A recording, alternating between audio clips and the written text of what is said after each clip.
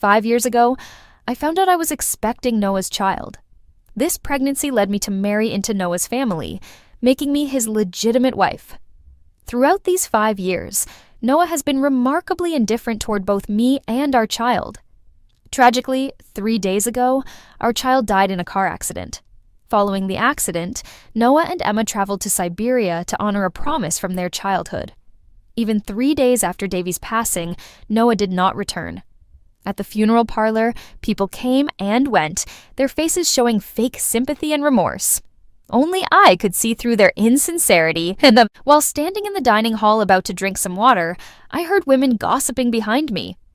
The child has been dead for days, and there's still no sign of his father. Don't you know? Know what? The voice dropped to a whisper. Noah went to the snow-covered mountains in Siberia with Sophia. That area has no signal, and despite my attempts, I couldn't reach him. He must be doing this on purpose. The woman smirked. Everyone knows she manipulated her unplanned pregnancy to join this family. If it weren't for her, Noah and Sophia would have been together a long time ago. Amid the overwhelming grief and chatter, I eventually passed out at the funeral parlor. When I regained consciousness after being given a pill, there was a lot of noise around me. My head throbbed as I buried my face in the pillow, trying to escape reality. The damp, salty taste filled my nostrils. It was my own tears from the past few days. My tears had soaked the pillow, yet Noah still hadn't returned. Amid the chaos, a heavy footstep approached, and someone in the crowd called out, "Noah, you finally decided to show up?" Noah? Impossible. He was far away in Siberia with Sophia. How could he have come back? Even if he wanted to, would Sophia allow it? She had intentionally chosen Davy's birthday to take Noah on an international trip. That night, as he stared down, the candles on the cake were nearly burnt out. The light reflected on his face, revealing his despair. He adored sweets but didn't touch them, asking in his innocent voice, "Mom, when will Dad come back?" He never cried or made a scene, always mature beyond his years, understanding that his father didn't love him, let alone his mother. For 5 years, Davy's sole wish was for his father to celebrate his birthday with him, but when he died, that wish went unfulfilled. Someone dragged a chair next to me and sat down. I recognized the scent. It was the person who had been my bedmate for 5 years. Just with his breath, movements, and even a glance, I could sense everything. I once longed for his closeness, but now I couldn't even look at him. Noah sat down and softly apologized. "I'm sorry." When he was about to leave for Siberia with Sophia, I blocked his path, grabbing his sleeve and pleading, "Can you postpone it to tomorrow? Today is Davy's 5th birthday. He wants to celebrate with you." After so many years of marriage, I knew I had no right to ask anything from him. This marriage wasn't what he wanted, but when it came to Davy, I always wanted to make a request. Unsurprisingly, Noah removed my hand, his face expressionless. "Sorry, Sophia is waiting for me." But our child was also waiting for him. This time, Davy was genuinely angry. He would never wait for him again. Feeling cold all over, I curled up, burying my head deep. Noah sat beside me, aware that I was awake. He had always been sensitive and suspicious, watching my every move and intention over the years, fearing I might plot against him again or hurt his lover. "Are you awake?" Noah's tone lacked sadness, showing only urgency. "The people downstairs have left. Come and eat something." How could he remain so calm, as if the deceased wasn't his own child? Indeed, for years he never considered Davy as his son or me as his wife. If it weren't for my mother's manipulation, I wouldn't have entered Noah's life or become his wife. Noah despised me and hated my mother. Thinking about Davy caused a pang in my heart as I buried my face in the wet pillow, my voice hoarse and choked. "Have you seen Davy yet? Just seeing him is enough." I struggled to hold back my sobs. "You can leave now." Noah's voice was calm, almost indifferent. I didn't receive any calls. The communication devices failed after entering the mountains. I'm telling the truth. This is either an emphasis or an excuse for myself. Whatever it is, I don't care anymore. Go out. Noah didn't budge and looked at me disapprovingly. "Emma, how could you let a young child go out alone? I am the child's father. I think you owe me an explanation." "Explanation?" I chuckled softly, then moved my limbs and sat up. My face was covered in tear stains, pressure marks on my skin, sunken eye sockets, and lifeless eyes, pale and skeletal from a distance. In contrast, Noah sat upright in his formal attire, cold and stern, devoid of any sadness or tears. He resembled an interrogating police officer, with me as the guilty mother. "What are you laughing at?" Noah frowned and demanded. "I'm laughing at you." I leaned against the headboard, fragile yet still sharp at the edges. "Do you know where Davy wanted to go when he left?" I stared at Noah, signaling him to continue. "He wanted to find you. He called you many times, but you never answered. He said Dad might be lost and unable to find his way home, so he went out to look for you." Noah hesitated. "Did you try to stop him?" "I could have deceived him once or twice, but he was worried about his dad." Suddenly I felt both pitiful and ridiculous. Why bother explaining to him? I paused and took a deep breath. It's my fault. In just a few words, a storm brewed in the cold space, and Noah's gaze became scrutinizing. Facing his eyes, I confessed, I was wrong to naively fall in love with you, to mistakenly marry you and have Davy. I was wrong to give birth to him, let him suffer, and fail to protect him. Under Noah's intensely oppressive stare, I smiled. The biggest mistake was not letting go of the fantasy that we could return to how things were. Noah's expression went blank, momentarily speechless. Before either of us could react, someone rushed in from outside, crying and shouting loudly. After hitting me, they grabbed my shoulder. "You can't even take care of a child. Are you even fit to be a mother?" It was Noah's younger sister. She was arrogant and insolent, disliking me and especially disliking Davy. She pushed Davy, gave him a rotten peach to eat, and whispered that his father hated him. Her sorrowful wailing was just a facade in front of Noah. I sat numb, taking several slaps with blood trickling from the corner of my mouth. Noah, my husband, watched indifferently, unmoved as ever. From the past until now, he never extended a helping hand when Davy and I needed it the most. My hair was being pulled painfully. Amid the insults, I met Noah's cold gaze. Before, if I tripped or scraped my skin, he would be extremely concerned, frowning and asking if it hurt. Times have changed. Now I'm being hit in front of him, and he can only watch coldly. Over the years, from a young infatuation with Noah, to cautiously loving him during his inconsistent behavior, then marrying him through a scheme to become his wife, I used to love him, hope for him, and feel guilty. But now, the tension that had built up over so many days snapped. I suddenly sat up, grabbed Noah's sister's arm, and retaliated with a slap. She was stunned, covering her face, eyes wide in disbelief. In this home, except for Noah, I hadn't wronged anyone, including Davy. This slap needed to be returned. On the day we went to the cemetery, I had lingering wounds on my face. My left cheek was swollen, and there were a few scratches on my chin. If Noah hadn't intervened to pull me away from his sister, the injuries could have been worse. But it was me who was pushed away by Noah. Sitting in the car, a chill came from all directions. But I didn't feel the cold as I stared blankly out the window. Noah sat beside me and answered a call. It was from Sophia. On the day of Davy's burial, as his father, he had to take a call from another woman. His tone was always careless, but he showed special patience with Sophia. "Yes, it will be a few more days. You can go back now." "Her?" I half turned, feeling Noah's gaze sweep over me before he handed me the phone. "Sophia wants to talk to you." In the past, I would have thrown the phone away, but after losing Davy, what was the point? Looking into Noah's surprised eyes, I smiled and answered the call, pressing it to my ear. The screen still showed Noah's warmth. I used to long for him. The scent, his voice, his warmth, wanting to be close. But now, even a touch makes me sick. Sophia's voice came through the receiver, still casual and cheerful. "Emma, how are you?" I remained silent, feeling the pressure from the people around me, as if I dared to say something heavy to Sophia. Noah would immediately kick me out of the car if he heard. He had done this before. On a snowy night, I called Sophia in front of him, warning her not to destroy someone else's family, which angered Noah. He threw the phone and drove me away. That night, I walked in the icy wilderness for 2 hours. Later, I was cold for a week. But he never came to see me. It was Davy lying beside my bed, his little hands on my forehead, calling for me. Mom, I survived for Davy. If that child didn't have me, how could he survive in Noah's family? But now, I lost him. Life was draining from me bit by bit, and I was losing the will to survive. In my ear, Sophia kept asking, Emma, are you okay without your child? She spoke softly, not letting Noah hear. You must not be okay because you lost your bargaining chip.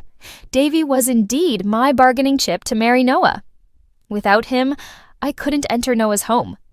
But without him, what was the point of staying? This wasn't where I wanted to be from the beginning. I adjusted my dry, sore throat a bit. Then I'll give him back to you. Sophia was stunned. What? I'll give him back to you. I was wrong again. I shouldn't have said that. Sorry, he was yours to begin with. The phone was immediately snatched away. Noah ended the call with an incredulous, hostile expression. What nonsense are you talking about with Sophia now? What can a mother who lost her child say to her husband's lover? There were no warnings or curses, just letting go, letting lovers be together. I had no strength to pursue this relationship anymore. I didn't even want this life anymore. In a drizzle, Davy was buried. The photo on the tombstone was taken when he was 3 years old. We had agreed to take a family portrait that day. Davy and I arrived early, waiting from morning till night, surrounded by happy families chatting, laughing, and posing under the photographer's guidance. Amid the laughter, the absurdity between Davy and me was more pronounced. I could endure Noah's coldness. But what about Davy? Under the gloomy weather at the cold tombstone, the photo on the stone didn't smile. After all, that day, Davy endured his loss to take the photo, not wanting to make me unhappy. Someone held an umbrella beside me. I bowed my head, prayed, and repented in front of Davy's tombstone, hoping that in the next life, he could have loving parents and not endure the same coldness as in this life. Rain brushed past, and someone walked by. It looked like Noah. I opened my heavy eyelids and saw his black coat passing by, bending down to leave something in front of Davy's grave. When he stood up, I saw it clearly. A set of racing blocks. My heart skipped a beat, feeling puzzled. I grabbed Noah's sleeve, afraid of acting crazy in front of so many relatives and friends. "What is that?" I asked calmly. Noah turned around and looked back. "It's a birthday gift for Davy that he wanted to give you, but he didn't make it in time. He wanted to give it to you. We agreed on it." Startled by my desolate look, Noah grabbed my wrist. "What's wrong?" My legs weakened and my body twisted as if a knife was turning inside me. I knelt in front of Davy's grave, realizing that on his last birthday, my child received a fake birthday gift. Yet he still smiled. Davy must have known that I bought that watch, but told him it was from Dad. He gladly accepted it and even wanted to thank his father. He knew everything. He knew that for years his dad never loved him or even prepared a birthday gift. Only after death did he receive a belated gift.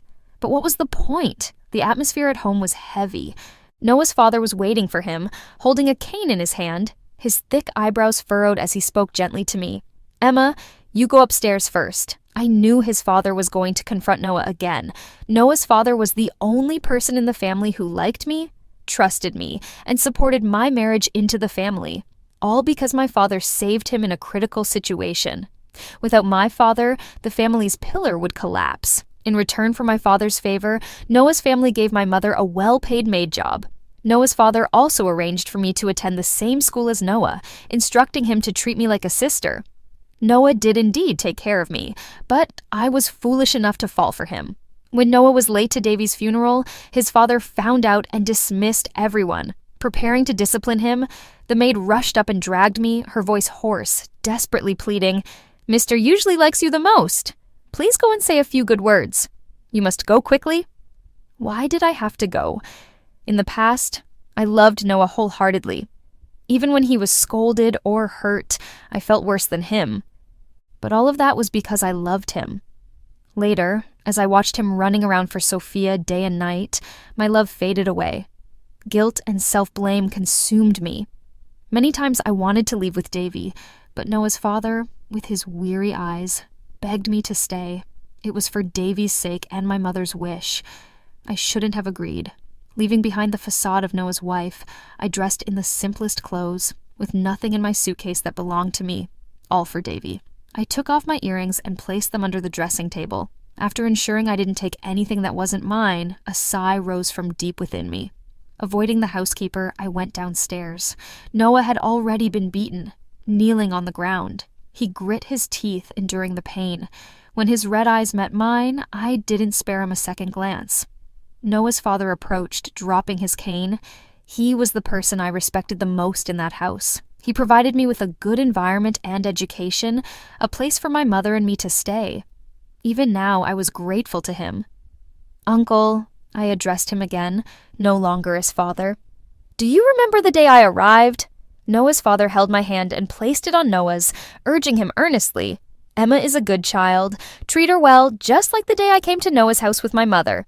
He introduced me to Noah in the same way. "From now on, Emma is your sister. Study together and take care of her." The difference was that young Noah could still smile at me back then. He took care of me at school, took me to the canteen, waited for me after classes, and even dragged me to watch him play basketball.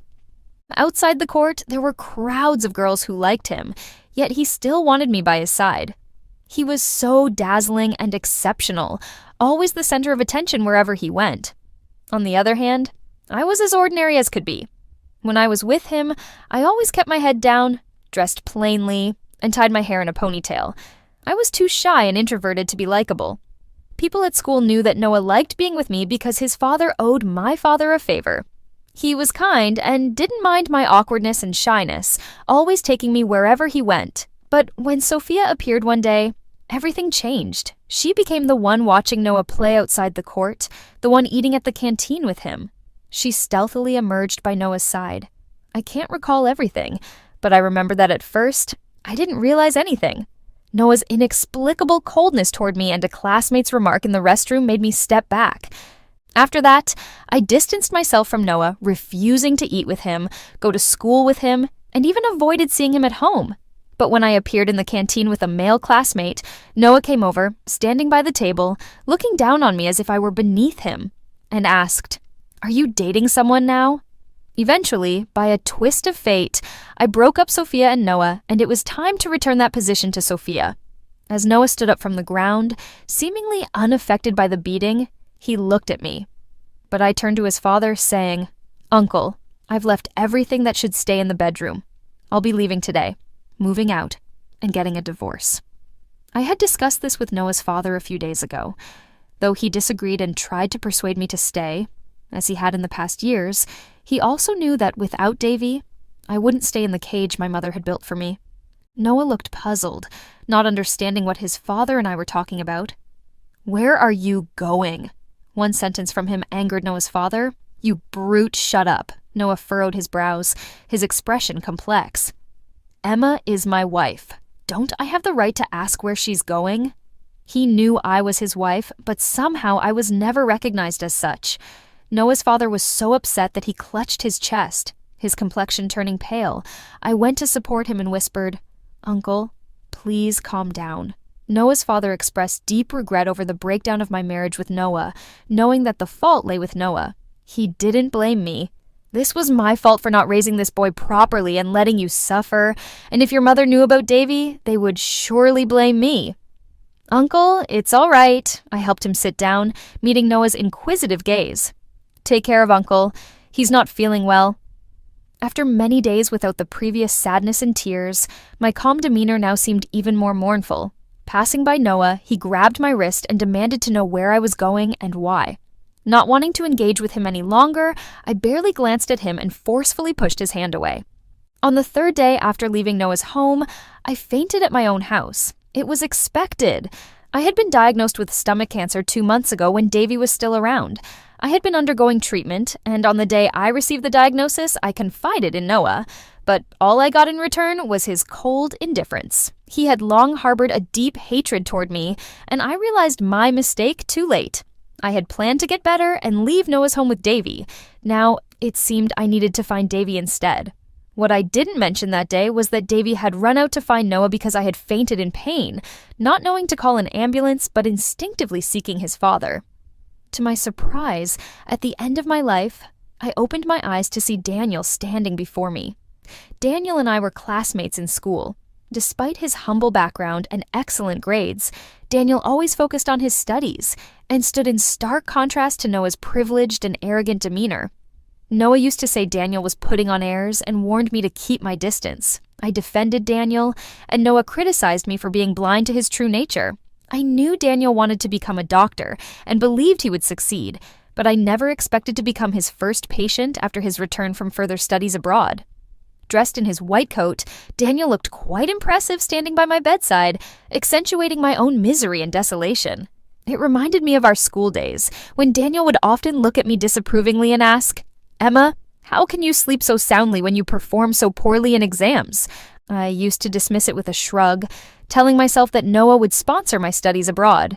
He'd assure me that I didn't need to put in so much effort. Daniel always had a complex look on his face during those times. And now, reflecting back, I finally grasped what he was thinking. Depending on someone who doesn't truly care about you inevitably leads to disaster. And I am living proof of that.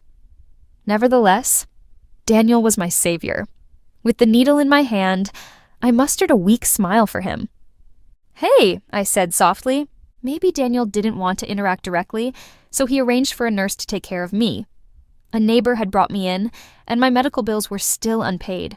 The nurse kindly requested a family contact number. I cheerfully responded, "No parents, no family." The nurse seemed sympathetic, and even her touch when removing the needle felt gentler. Daniel suggested, "Let's get some x-rays and do a thorough checkup."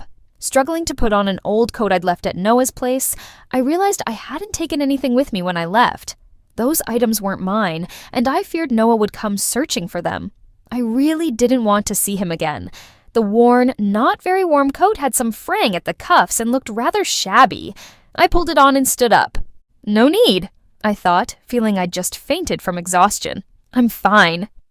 At Noah's house, no one respected me except his uncle. They all knew I was dependent and had maneuvered their way into Noah's life, assuming the role of his wife. Over the years, instead of receiving the love and respect a wife deserves, I lived more like a maid.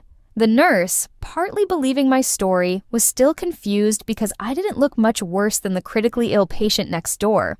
Indeed, I was battling late-stage stomach cancer, but that was my secret. When Davy was around, I had to shield him, rushing to multiple hospitals privately for treatment options while enduring intense pain and frequent vomiting. I handed the payment slip to the counter and paid. Clenching my stomach, I struggled to leave the payment line. In my blurry vision, I thought I saw Noah in the coat I had bought him, embracing another woman. At that moment, I wished my consciousness would fade further so I wouldn't have to see the scarf I had knitted for Noah draped around Sophia's neck. After he took it, I had asked him multiple times about it, but he always said he forgot. It turned out he had given it to Sophia. He could have simply discarded it, but chose another way to humiliate me. I wasn't shocked. Instead, I felt an odd sense of peace. Perhaps in that moment, Noah had drained all the love and guilt I held for him, especially after Davy's death. Left childless in my marriage with nothing to my name, he achieved his wish by being with someone new. In the busy hospital corridors, I recalled the numerous times I had given Noah ties, only to see Sophia use them as makeshift rags. On the anniversary of his mother's death, I had waited until midnight only to find a post on Sophia's social media saying, "You're always so heartwarming. Even the scarf Emma painstakingly knitted stitch by stitch is wrapped around your neck." It was something my mother had taught me and the first thing I had ever knitted. When I gave it to Noah, I nervously hoped for a smile, but he gave me none. He just took it and said, "Don't bother next time." He wanted to tell me that no matter how hard I tried, it was all pointless. But all I wanted was to make amends and be a good wife. At that moment, standing beside me, pulling on my dress hem to comfort me, was Davy. He said, "Mom, don't be sad. Dad is just being stubborn." "It's silly. How could he be stubborn about someone he likes? He's never stubborn with Sophia." A month after Davy died, I began relying on painkillers to endure the increasing agony as my body weakened. The pain became unbearable, forcing me to take medications to cope. After each episode of vomiting, I felt hollow, as if my stomach and insides had been emptied. I had to take numerous painkillers, holding on to Davy's favorite teddy bear to drift off to sleep. In a daze, I often wondered if Davy felt the same pain when he passed away. He didn't have painkillers, so his departure must have been painful. It was my fault for not taking better care of him. My dear Davy. Before losing consciousness, I heard someone knocking on the door. If the pain hadn't persisted, I might have dismissed it as a death knell. Daniel stood at the doorway, making my expression even more troubled. He used to be indifferent, ignoring my questions. Why is he like this now?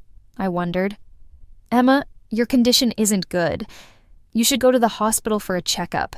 He's a good doctor. He can assess your condition instantly. Daniel looked much the same as before, just slightly more mature. The arrogance in his demeanor had deepened. As Noah had mentioned, he's aloof and can't tolerate insults. It's a shame to offend anyone before you die, he remarked. Daniel, don't you have other patients? I tried to act difficult. How much commission will you get if you run more tests on me? Daniel's eyelids twitched.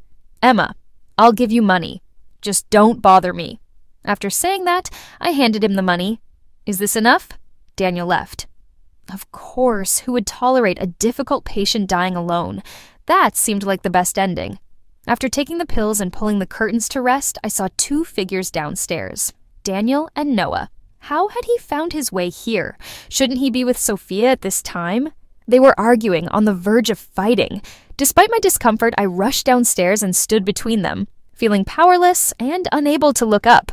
What are you doing here, Noah? I asked. Noah, with his long coat billowing in the evening breeze under the moonlight, looked cold and distant. His eyes were filled with hostility and aggression toward Daniel, just as they had been during our school days. Any interaction with Daniel, whether he was using my things or getting water for me, would make Noah angry for a long time. Emma, do you not have hands? Do you need someone to help you? He asked. He doesn't allow other men to help me, but he can shower all his kindness on Sophia. In the past, I loved him and distanced myself from many people for his sake. Now, I just wanted to follow my heart. Standing before Daniel, I turned and urged him to leave quickly. Noah and Daniel stared at each other with silent tension, and if it weren't for my request, Daniel wouldn't have left. Noah gave a cold smile. Having a good time here? Running around with your lover? In his eyes, being ignored by her husband, disliked by everyone, losing a child? It's a good time. After marriage, he hated me, humiliated me. I can understand. It was my fault for ruining his relationship with Sophia. I'm about to die. He shouldn't be here, I calmly told him. I didn't want this so-called good life you mentioned. Give it to Sophia. I wish you a lifetime of happiness with her.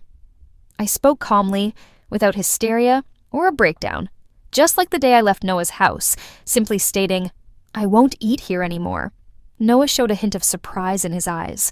Perhaps all these days he thought my divorce was just a momentary impulse due to Davy's death. After all, I had mentioned leaving before, but it never materialized. He questioned, Emma, have you thought this through? It was my firmest decision, and it won't change. Me leaving wasn't your wish all these years? After a moment of silence, Noah nodded with a mocking smile. That's your call. If you regret it later, don't come begging me. Watching him walk away, I couldn't help but wonder if I still had a future. That night, I came across a new diamond ring on Sophia's social media. As the cancer cells spread in my body, I wasn't sure how advanced it was, but I faced it with a smile, even looking forward to death because that day, I would finally see Davy again. Half a month without seeing him, and I missed him greatly, but many days without seeing Noah, and I didn't think of him even once. In the past, I took care of him in every possible way, but now it seemed like he never even thought of me. When Noah was away on business, I packed his bags, took care of the house, handled family matters, managed social obligations, and even helped him when he got drunk. I changed his clothes, fed him sobering soup, but he always seemed closer to Sophia. Even when he answered the phone, it was always Sophia on the other end. Sophia had naturally become the woman by Noah's side. She once told me smugly, Noah is asleep. No wonder he's fed up with you always bothering him. I told her, take good care of him. Do I really need to say that? Do you really think you can marry him if you hadn't schemed your way into his life? At that moment, I was speechless. Without all these things, my life had become much easier, keeping up appearances. I went to the hospital, not for treatment, but to get some medicine to make it to Christmas. Davy loved Christmas so much. If I'd gone to see him that day, he would have been happy. Walking among the crowded people, perhaps I looked too sickly despite being bundled up in thick clothes and a scarf. My thin frame was still evident. After getting the medicine and leaving the hospital, Daniel in his white coat caught up with me. He frowned as he approached, his gaze fixed on my face. I covered my face with the scarf, fearing he might see something. Except for seriously ill people, no one could become so emaciated in such a short time, to the point of looking sickly, I thought. Daniel began to speak, but then sighed. "Where are you going now?" In a low voice I answered, "The bus station. I'll take you there." He said. I felt tears welling up inexplicably. I wanted to refuse, but Daniel had already started walking ahead. The road in front of the hospital was always crowded, not just with me. A person with a terminal illness feeling lonely, Daniel's voice came from beside me. "After I left, did Noah misunderstand your relationship? He always had misconceptions about me spending time with you." I shook my head. "No, we are divorced. When I heard you got married while I was abroad, I was surprised. When I was leaving the country, he came to see me, threatened me, and said you—" Daniel trailed off, looking at the shadows on the ground and chuckling to himself. "Forget it. But Noah is such a contradiction. He asked me not to like you, yet always talked about you as his sister." I stopped walking. When did he say that? When Sophia appeared. I remembered that before Sophia showed up, Noah would sometimes suddenly grab my soda from the same container and lean in to kiss my cheek. He would remind me with a smile, "Don't drink too fast. This can is mine now." But that was all so long ago that I almost forgot we had such lovely memories together. Many people noticed the ambiguous relationship between us. At first, Noah didn't explain. I found him following me, and in the twilight of that day, his figure stretched under the phoenix trees, his eyes filled with tenderness. "Why don't you explain?" I asked him. He replied with a question, "Explain what?" In the bustling atmosphere, Noah blinked, about to say something, but the driver's car arrived to take us home. Once back, Noah went straight to the study and stayed there for a long time. Since then, Noah became distant, no longer took me out for dinner, and never came to pick me up. When I went looking for him, he coldly said, "Don't bother me." I didn't know what was wrong. I did my best to please him, but it was all in vain. Soon after, Sophia appeared, and he no longer drank my soda, stopped kissing me, and distanced himself from me even more. When friends asked him, "Aren't you with Emma? Why are you so unclear with Sophia?" He frowned in displeasure, saying, "I only treat Emma as a sister. If it weren't for her father, she wouldn't even deserve that." That's why when I called him on my birthday, Noah suddenly turned dark and warned me in a cold voice, "Emma, you live here because of your father, not for any other reason. Don't go around telling people about our relationship.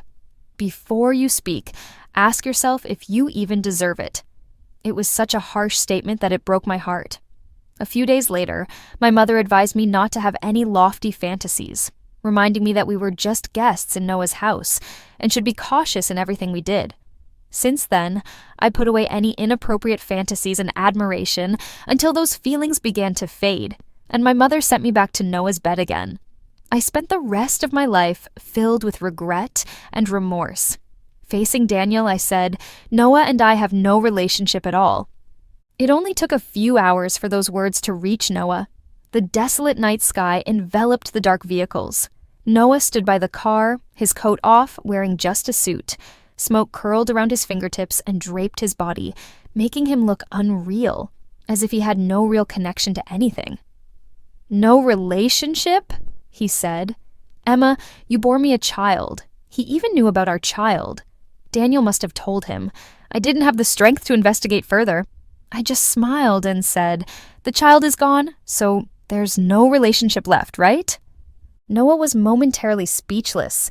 As a cigarette was about to burn out, his fingertips were nearly scorched. He said tenderly, "Emma, we can still have a child. We can't. Davy was the only one. There won't be another. I didn't deny it. I just carried on. But you and Sophia can have many children. As for me, I just wanted to find a peaceful place to spend the last few days of my life. And you? Noah teased. Will you and Daniel have children? My head was throbbing, not paying attention to his teasing. All I wanted was to rid myself of this painful man. It would be better never to see him again before I die. Every time I saw him, I was reminded of Davy. Even in my tone, there was a hint of burning bridges. You can assume whatever you want, I responded. I turned to leave, but Noah grabbed my arm, his cold face showing a hint of emotion. Emma, have you forgotten that you are still my wife? Not anymore. The wind whipped into my throat, bringing a tangy sweetness.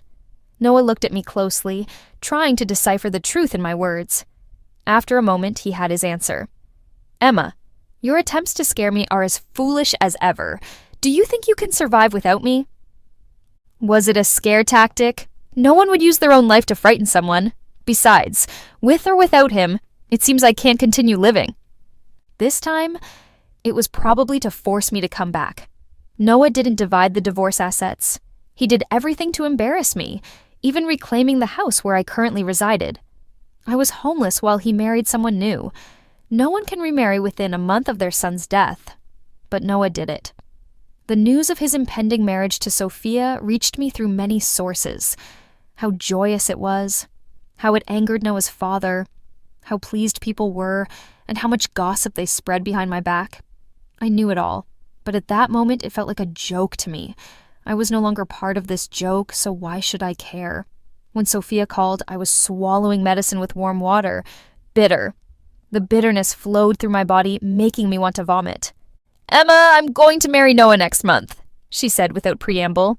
I replied bluntly, Congratulations, then hung up and continued taking the pills. Little did I know that when Sophia made that call, Noah was right beside her, looking crestfallen with no groom in sight. Perhaps now he realized that my divorce was real, and that I truly had no feelings for him. Homeless, like a stray dog. When Noah called, he must have wanted to mock me. I was carrying my luggage, standing at the entrance of the station, watching the bustling crowd coming and going.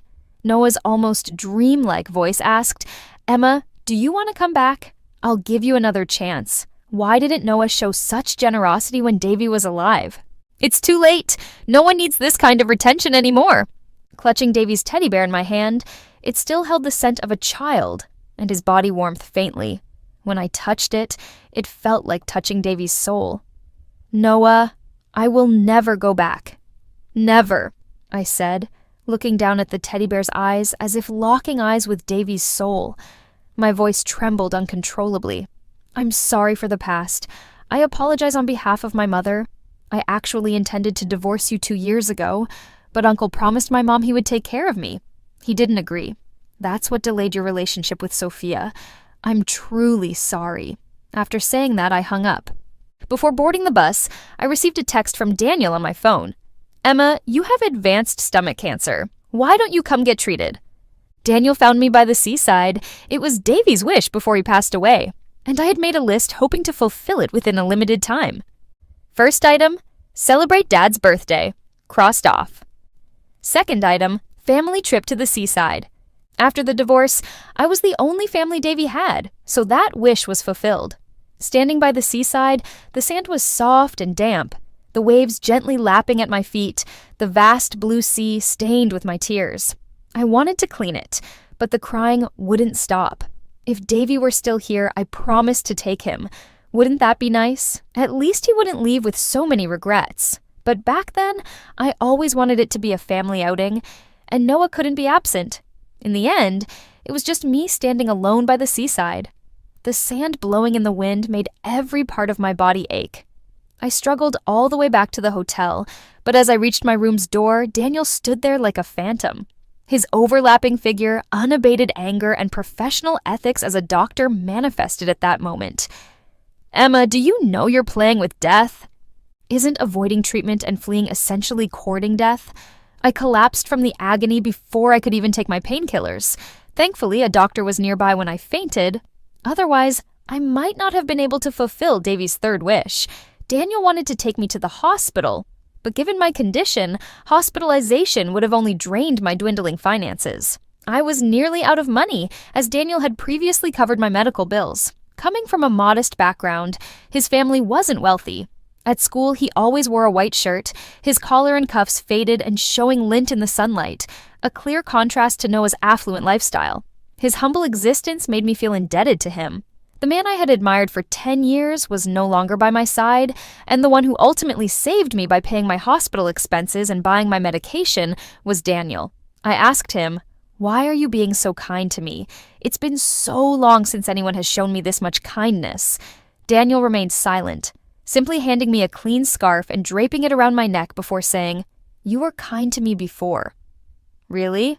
I don't remember that," I replied. Apparently my illness had affected my memory. Back then, my attention was solely on Noah. So naturally, I wouldn't recall being nice to someone like him. I detected a hint of bitterness in his voice. Daniel was adept at helping others. He handed me my medication, studied my frail appearance, and firmly advised, "Painkillers won't save you in your condition. You should start chemotherapy as soon as possible." "Will chemotherapy cure me?" I questioned. "It will only cause you more suffering and leave you looking unattractive. I don't want that. I want to leave peacefully so Davy can recognize me. I don't want to frighten him." Daniel's silence spoke volumes. As a doctor dealing with cancer, no one could guarantee a patient's survival with absolute certainty. Holding a cup of hot water, he exuded a sense of resignation. "Daniel, since you're here, could you do me a favor?" He turned his face away, but I noticed a tear glimmer in his eye. "If you're asking about handling your affairs after you pass, I can't help. It's not that I don't want to be involved in such unfortunate matters. Can you take a photo of me and dispose of it after I die?" We stood on the terrace of the seaside restaurant, which offered a stunning view of the vast ocean. I was dressed neatly, but my fragile body couldn't withstand the strong winds for long. Daniel assisted me in taking a picture of me posing by the sea, a photo I intended to show Davy to let him know his mother's wish had been fulfilled. Leaning against the railing, I managed the first sincere smile in days. Daniel did his best to capture a beautiful image, but with my condition, I couldn't appear attractive. Just as I tried to force a smile for the perfect shot, someone suddenly approached from behind Daniel and snatched the phone away. He reviewed the photos, each one showing me by the seaside with Daniel as the photographer. The cheerful mood was shattered as the images were deleted one by one. In the strange interplay of light and shadow, I saw Noah holding the phone, his fingers paling, his jaw clenched. His eyes seemed to accuse me of infidelity, as if he'd caught me in a cheating scenario. "Emma, how long have I been searching for you? Lately you've been spending time with him?" As Daniel stepped forward, likely to explain my condition, I grabbed his hand to steady myself. "I haven't even congratulated you on your marriage yet." Looking back, I called up to Sophia from behind the door. "Sophia?" The four of us were seated at the table, reminiscing about our school years. Years had gone by, but Sophia was still the one who dominated the conversation. She served me food without finding the situation odd. "Emma, we've only been apart for a few days. Why have you lost so much weight? Not only have you lost weight, but your lips are also pale."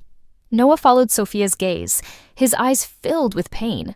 But perhaps it was just my imagination. How could he be distressed on my behalf? What did Daniel's concern for me matter? After all, Daniel was just an old classmate, a doctor who abandoned his job to find me, persuaded me to undergo chemotherapy, and stayed with me for 2 days. I was already deeply thankful. Why would Noah find fault with him? Daniel's care was between us. This was the first time I had embarrassed Noah. I had trailed him during our school years like a little shadow, focused on him, married him, looked after him when he was ill, and now I was left alone? Sophia gave a forced laugh and placed her hand on Noah's back. "Noah, I'm sure Emma is fine. You're worrying too much, aren't you?" Noah withdrew his hand, and that's when I noticed Sophia was missing her ring, the same one Noah wore. It was our wedding band. What did this signify? Over the years of our marriage, I had been the only one to consistently wear the ring, making our union essentially a one-woman affair. I had stopped pretending, and Noah had put the ring back on, which was ironically fitting. "I remember you used to love spicy food the most," Sophia remarked as she placed a piece of roasted lamb into my bowl. The strong, spicy aroma irritated my throat. Daniel pushed the plate away, stating, The past is the past. Just because she liked it before doesn't mean she still does. Eating spicy food with stomach cancer was dangerous. Daniel tried to ease the tension, but Sophia teased him, saying how he always liked to protect me. I always thought you two were well suited, and now you're finally married. I haven't even congratulated you yet. Are you finished? Noah's tone was icy, his mouth tightly closed. Sophia's face showed awkwardness and panic. How could he speak to her that way?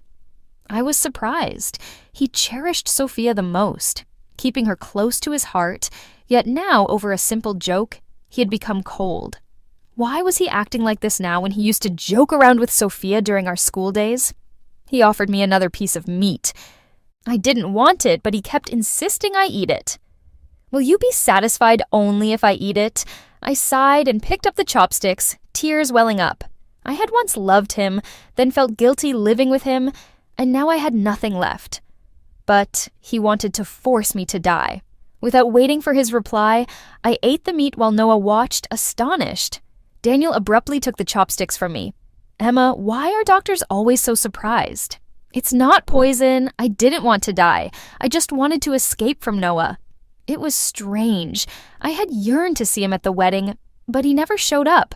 After the divorce, he kept appearing, but why would I need him now? Suddenly, intense pain seized me. I covered my mouth, my face turning pale. Daniel stood and blurted out, "It's fortunate you're Emma's husband. She has stomach cancer." His voice cut off abruptly. I held his hand tightly. Noah, confused. Stomach what? Stomach disease? I managed to say before I began coughing, spewing a bright red stream into my hand. Stomach issues shouldn't cause blood to be coughed up. Since returning from the seaside, Noah had been more present as my condition worsened. He grabbed my hand to take me to the hospital, but I shook him off. Don't bother me anymore, okay? My resolve made Noah flustered.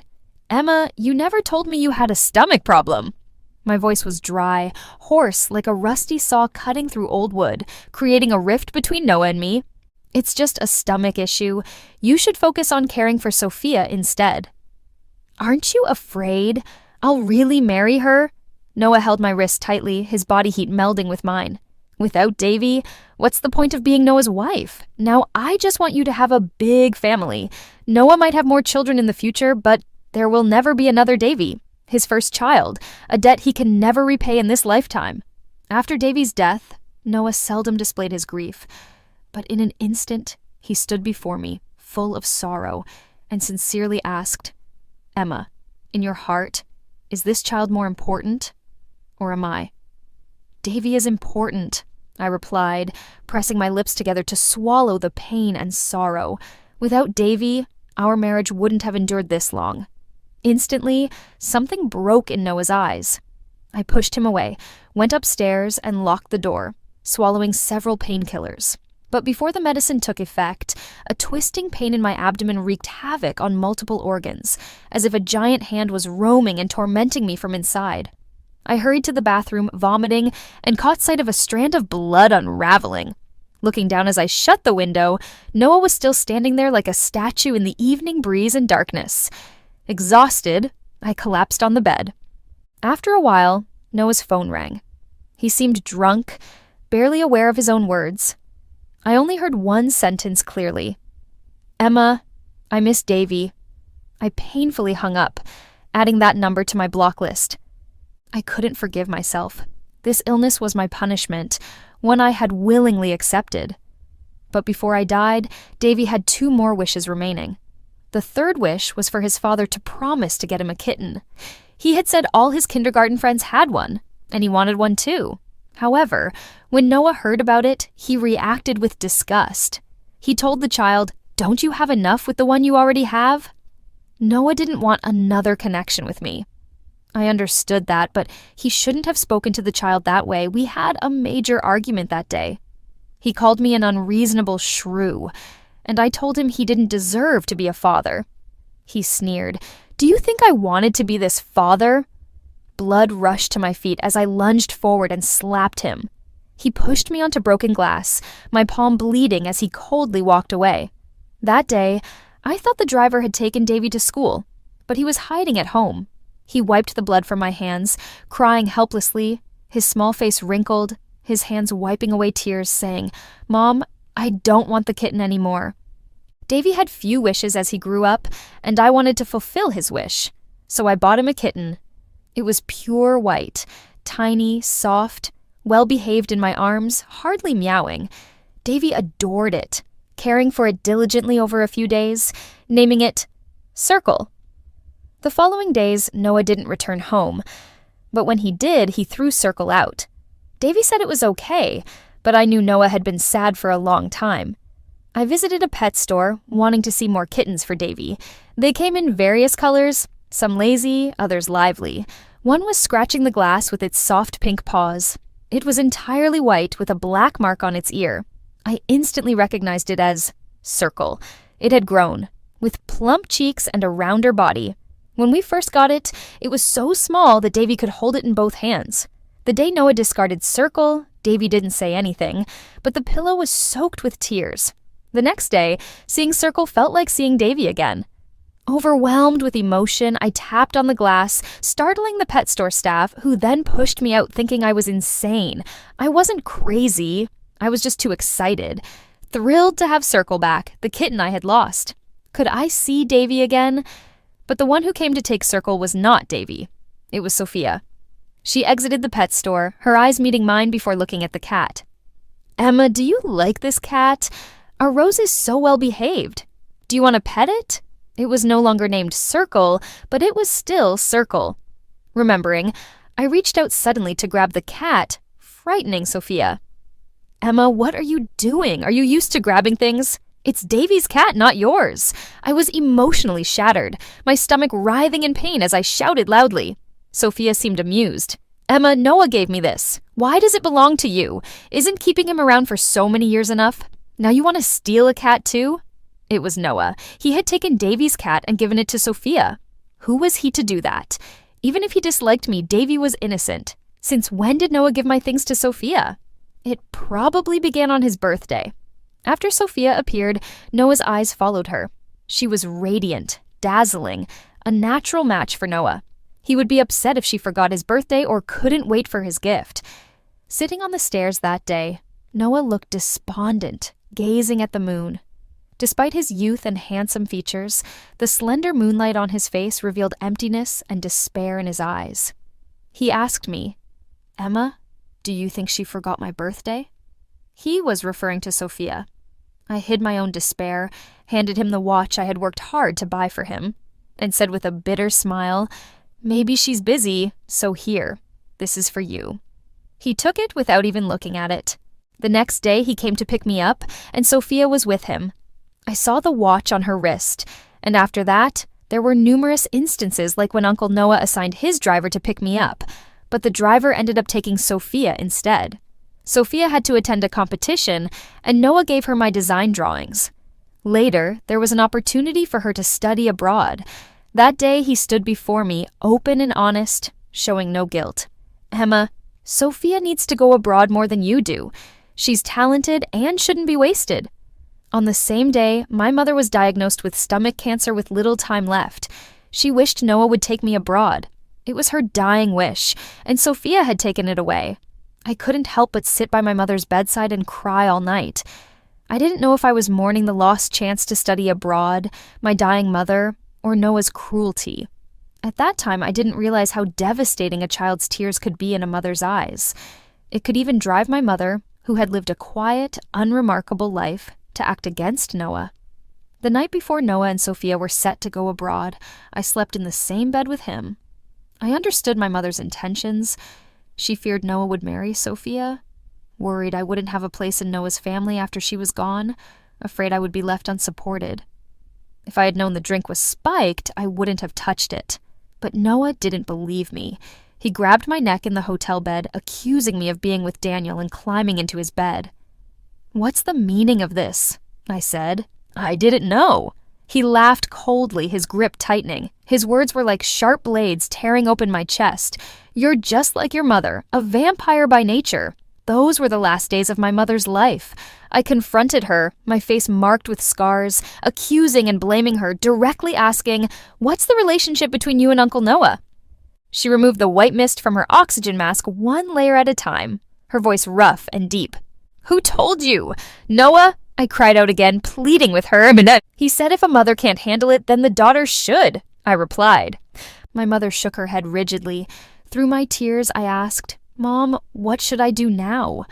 That was the last thing I ever said to her.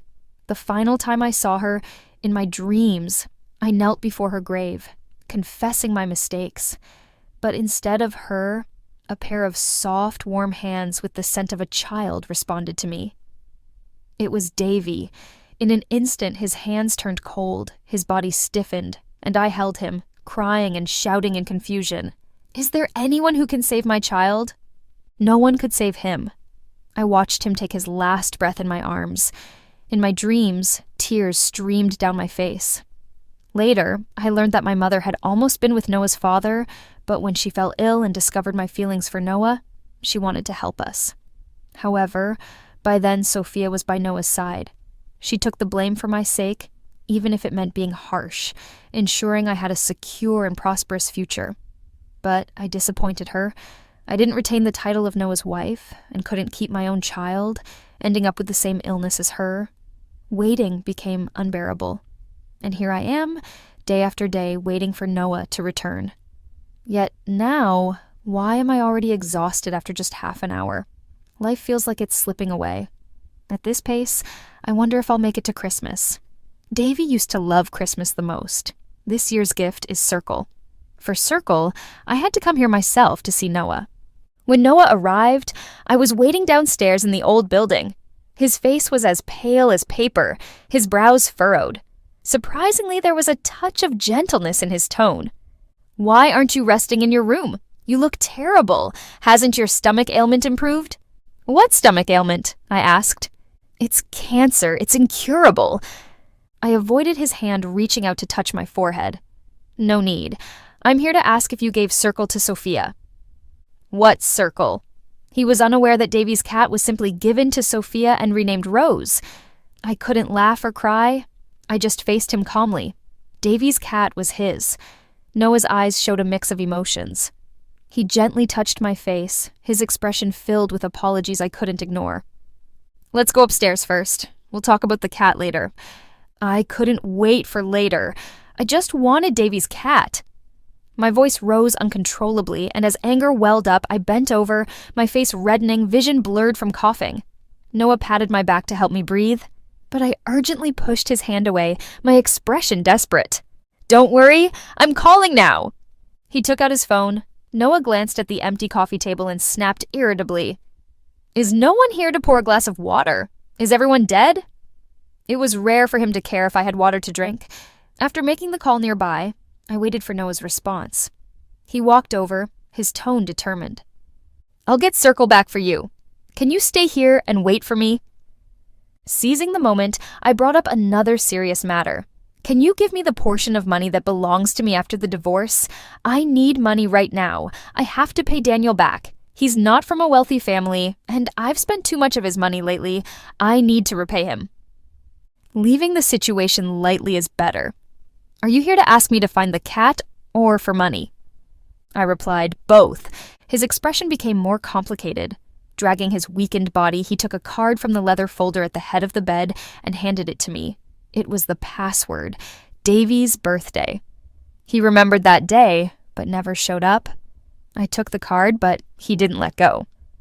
"I'll give you the money, but it's not a divorce settlement. Emma, wait for me. I'll go find Davy's cat and we can start over. I've redecorated Davy's room and we can celebrate his birthday together next time. Okay, but I won't be around for Davy's next birthday." Why couldn't he have agreed to celebrate Davy's birthday earlier? It was too late. Noah was truly too late. Waiting for him felt like an eternity, tormented by illness.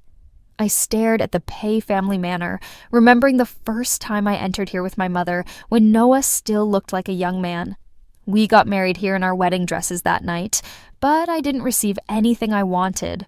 Soon after, my mother passed away, and I cried in our new home with Noah.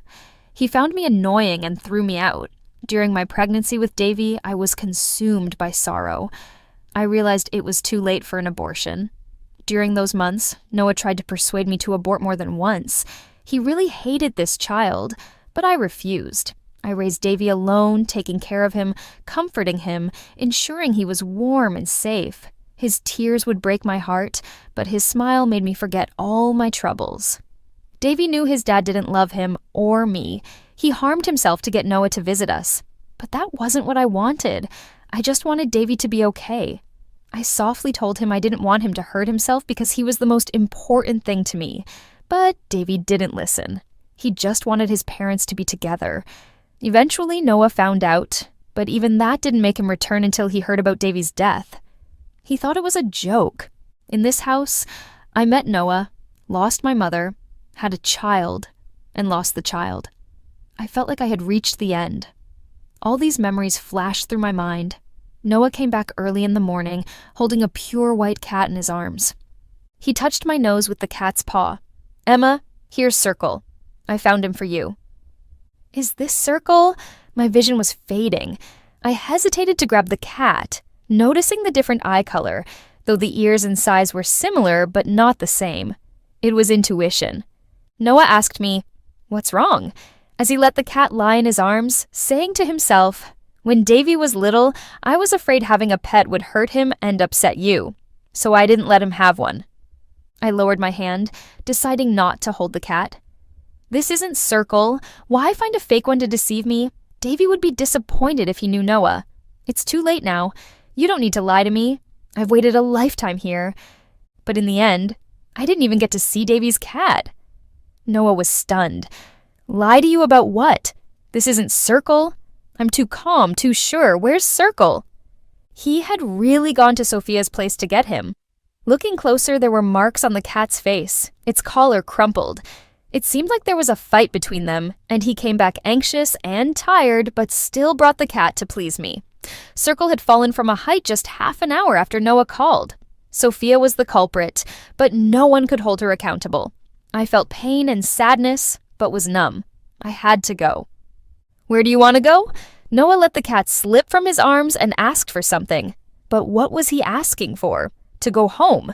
I felt drained, and as I blacked out before finding Davy, I muttered 3 words in front of Noah. It was noisy. Who was knocking on the door calling my name? I tried my best to stay awake, but the fragmented noise in my hazy mind sounded like a man shouting and breaking things. The family doctor's collar was being grabbed. "She's my wife. She's sick. Why didn't you tell me?" I saw the family doctor standing next to him with a cold look on Daniel's face. He asked Noah, "She's your wife. She's dying, and you only found out she had stomach cancer now?" The family doctor tried to keep the situation under control. 2 months ago, I called you, and you said Emma's issue had nothing to do with you. He should have known earlier. I breathed out slowly, the oxygen mask pressed against my face. The sound of my breath felt like a countdown. Each breath was precious and difficult. Noah came closer, and before I died, I saw that proud man bow his head before me. He hesitated to hold my hand, afraid of hurting me. His hand hovered in the air like a child breaking their beloved toy, desperately trying to mend it without knowing where to start. For a moment, he covered his face, and I faintly heard his sobbing echo in the ward. It was really noisy. Couldn't he just leave me alone? Unfortunately, I couldn't speak or scold. I didn't know how much time had passed. Daniel walked over, and as I blinked, I saw his white figure standing behind Noah. "You're being too noisy! Get out!" Noah shouted with a trembling voice. He cried for a long time, annoying me because people only realize their regrets when it's too late. "What were you doing all these years? She's your wife. Have you ever cared for her?" Daniel's words were piercing like needles. "You doubted us before, and even after we got married. You still doubted. Have you ever thought that she just wanted to be your wife?" I feel sorry for Emma. I never expected her to get sick. Really, I never expected... In the hospital, critically ill patients were everywhere. They couldn't eat and relied on pills to get by. Coughing blood was the mildest symptom, enduring the pain of having their hearts and blood drawn happened hundreds of times a day. How could Noah know about this? He simply thought I was making a fuss over Davy's death and that I would still come back. They argued by my bedside, completely ignoring that I was a dying person. Noah gently tucked my hand under the blanket and turned his back to Daniel. "Aren't you a doctor? Can you save Emma? She doesn't want to live anymore. No one can save her now." At this point, what Daniel said was true. "Noah, get out." The room fell silent. The sense of touch felt surreal. My hand was lifted and placed on Noah's cheek. He kissed my palm, tears streaming down. "Why didn't you tell me you were sick?" "Because Davy was gone. You gave up on treatment?" "What should I do then? Is there even a little space for me in your heart?" Noah used my limp hand to slap his own face. "It's my fault. We are a married couple, Emma. Slap me when you wake up, scold me, hit me. I'm willing to take it." He called my name. I could hear it. I wanted to break free from his grip because I saw Davy waving at me, calling me Mom. Saying, "Mom, it's so dark here, I'm scared." I wanted to run to hold him, but Noah's hand held onto me tightly. Why wouldn't he let go at a time like this? A needle pierced my skin, the pain making me furrow my brows, my toes curling as if every bone joint was aching. The medication entered my body, momentarily numbing the pain, but the pain of life was something no drug could erase. Someone at the end of the bed was busy. It was a doctor, a nurse, their anxious voices buzzing in my ears. The life signs on the monitor were very weak, on the brink of death. I seemed to see Davy again. He sat on a soft, grassy field, his small body lying in the grass, lifting his head. His soft little face had dimples and a smile. He sweetly called me Mom. I wanted to embrace him, but someone was calling my name by my ear. The scene twisted. Noah's face appeared before me, calling my name, but I wanted to go with Davy, wanting to say stop and leave like this, my final wish. But he didn't stop. These days, he brought the best doctors to save my life, but no matter how good the medicine was, it was useless for me. I had lost the will to live, my consciousness following Davy in my dreams, but in reality, Noah held me back, not letting me go, until there was a fluctuation on the monitor. He had saved me. He claimed to be my savior, saying my life belonged to him now, asking me to cherish it. I lay in the hospital for a week. Noah never left my side, but I knew I couldn't hold on much longer. At the end of life, I saw the last person I wanted to see. On Christmas Eve, Sophia stood by my bed, reveling in my misery, taunting my ugliness and sickness. She said, "It's karma. Noah's karma. For years he played me, used me, made me love him unconditionally, only to tell me he never loved me, even wanting to take back the cat he gave me. Why?" Her words hit me in my dying heart, gradually realizing that in the end, none of us got what we truly desired. "Emma, you must be wondering why he hated your child." She leaned in close, whispering the fatal blow while I was still breathing. "Because he thought it was Daniel's child, not yours." I told him about the forged paternity test, and he believed it. She laughed, tears welling up. "He actually believed he was glad when your child died, thinking he could start anew with you. His supposed new beginning turned out to be the end." I struggled to decipher whether the intense pounding in my chest was anger or something else. Noah tried to comfort me, but failed. "I should have known you had lost so much weight, looked so pale. Why didn't I realize you were sick?" He hadn't noticed, but I had told him before. That day I asked, "My stomach keeps hurting lately, what if it's terminal?" Noah had just set down his chopsticks. "Don't talk like that. We won't let that happen. It's too ominous." But now it really is terminal. Doesn't he find that ominous? Christmas Eve nights were always lively and bustling. The Christmas tree stood beautifully in the center of the mall, adorned with many decorations. Passers-by often stopped to take pictures. The twinkling lights illuminated every smiling face. I sat in the car, wrapped in heavy clothing, my hat covering my eyebrows, leaving only my eyes visible through the window, gazing at the Christmas night. It was snowing. The snowflakes were white and pure, just like Davy's eyes. They were smiling, yet also lost.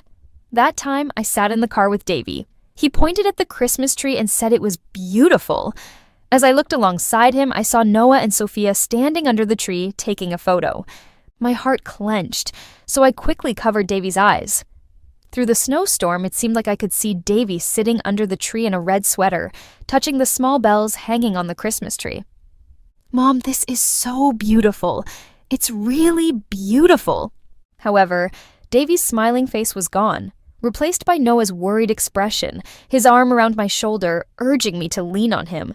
"Emma, I'm so cold." He wanted to warm me up but forgot. He was frozen too. "Should we go for a walk?" I shook my head, only glancing from afar, treating it as celebrating Christmas for Davy. The snow continued to fall. My strength was dwindling. Noah seemed to sense my body temperature dropping. Then he rubbed my wrist, but large bruises remained from the needles. "Emma, are you cold? Can you say something to me?" His cheek pressed against my forehead carried a fresh, clean scent, making me feel so distant, like it was from a past life. Over the years, the scents he left me with were mostly from Sophia.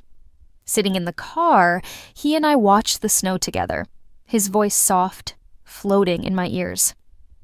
"Emma, do you remember why I didn't explain things to you that year? I should have told you. Over these years, I've had many chances to tell you." The snowfall intensified. "Is Davy over there cold?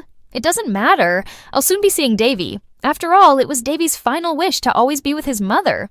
A frost seemed to form on my eyelids as I closed my eyes. I realized that in the end, what a person loses is their hearing. My soul felt detached from my body, but Noah's words kept going. "Emma, if Dad hadn't told me he was going to marry your mom, if he hadn't made me see you as a sister, we shouldn't have ended up like this. Don't you think so?" Emma, are you very cold? Emma, wait for me." I didn't wait for him. I wanted to be far away from him in the next life, or even the life after that. I never wanted to see this person again. The voice grew fainter and fainter. It sounded like crying, like someone calling me. The light became very dim in my vision, expanding and then contracting. I was so tired. My eyelids felt heavy. I couldn't lift my hands. I wanted to hug Davy, but all I caught was a shadow. I kept chasing and chasing, crying, shouting, running until the very end. Sweaty and out of breath, I finally saw Davy. He was holding a snow-white circle in his arms. "Mom, you're here?" This time, I finally grabbed Davy's hand.